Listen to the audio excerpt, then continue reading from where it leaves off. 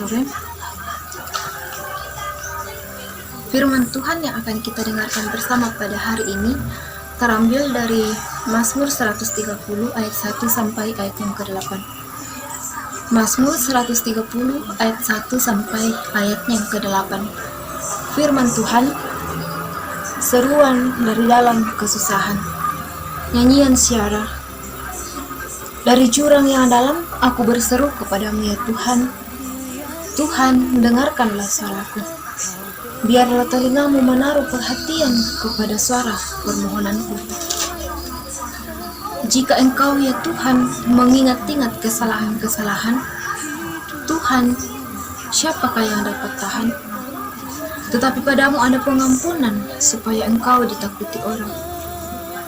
Aku menanti-nantikan Tuhan, jiwaku menanti-nanti, dan aku mengharapkan firman-Nya.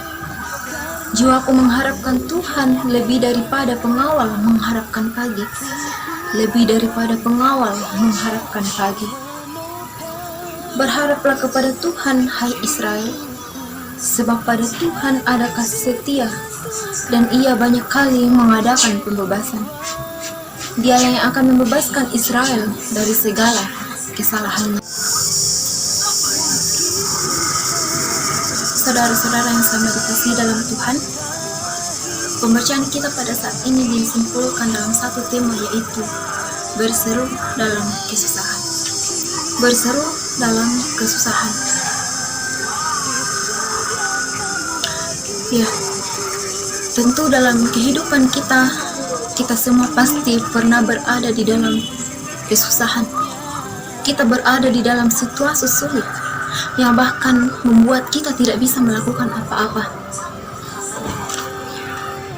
Pembacaan kita saat ini, pemazmur ingin memperlihatkan kepada kita bagaimana ketika ia berada dalam keterpurukan. Ia menggambarkan bahwa ia berada dalam jurang yang sangat dalam. Ia terperosok ke dalam kesusahan. Ia berada di tempat di mana ia tidak mampu berbuat apa-apa selain menengadah menyerukan nama Tuhan. Ia menyerukan seruannya kepada Tuhan karena ia meyakini bahwa di dalam Tuhan ada pertolongan. Ia menaikkan seruannya, menaikkan permohonannya dengan kerendahan hati, dan tentunya ia mengakui bahwa ia adalah orang yang berdosa. Ia mengakui segala kesalahan-kesalahan, perbuatan-perbuatannya di hadapan Tuhan.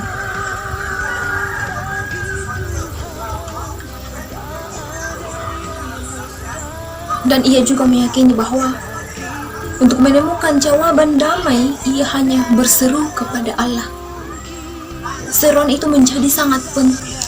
Di dalam Yeremia 33 ayat 3 mengatakan bahwa berserulah kepadaku, maka aku akan menjawab engkau, dan aku akan memberitahukan kepadamu apa yang tidak engkau ketahui.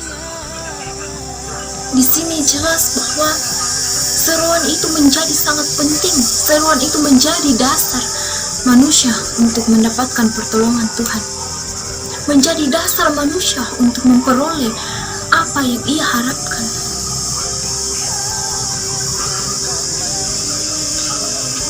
Daud berseru kepada Allah karena hanya padanya terdapat pengampunan. Hanya pada Allah terdapat pengampunan.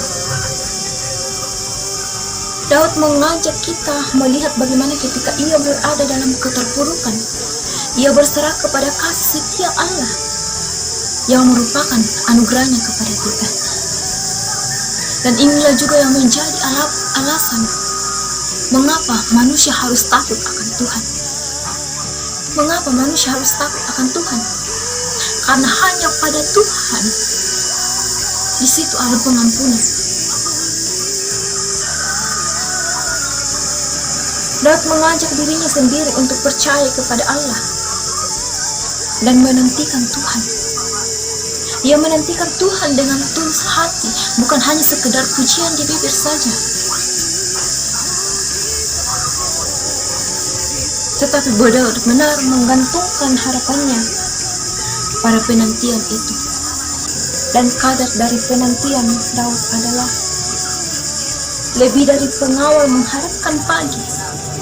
Lebih dari pengawal mengharapkan pagi berarti bahwa penantian yang sangat yakin akan datangnya sesuatu yang diharapkan.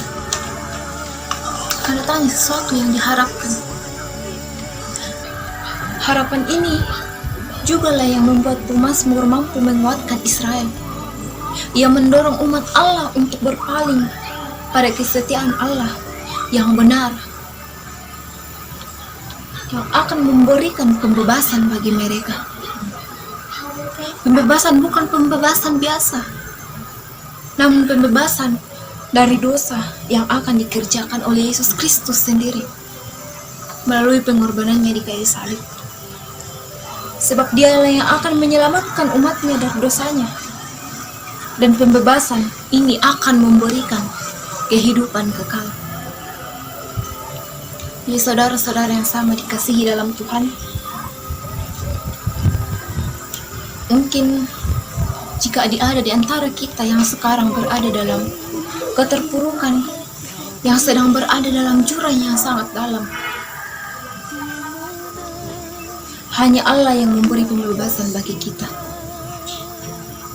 Hanya Allah yang memberi pembebasan bagi kita.